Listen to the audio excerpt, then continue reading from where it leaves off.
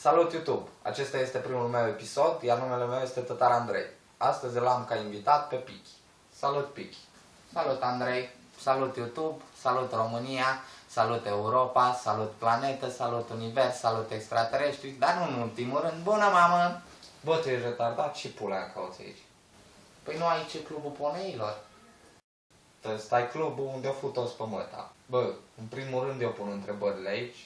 În al doilea rând nu e clubul poneilor și în al treilea rând stai să-mi aprind o țigară, că m-ai enervat deja.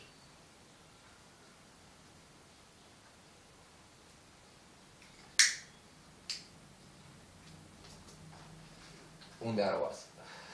Păi nu știu. Tu mi-ai spus că îmi pui întrebări. A, da. Ce muzică asculti? Manele. Am zis muzică în pula mea. Manele. Bă, deja mor. Aceasta este o întrebare? Nu, asta a fost un sfat prietenesc, tovarăș. Da. Sușpo.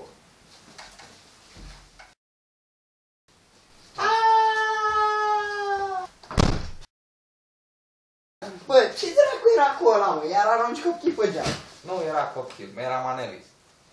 Dumnezeu, mă. Știi? Bă, ce facem?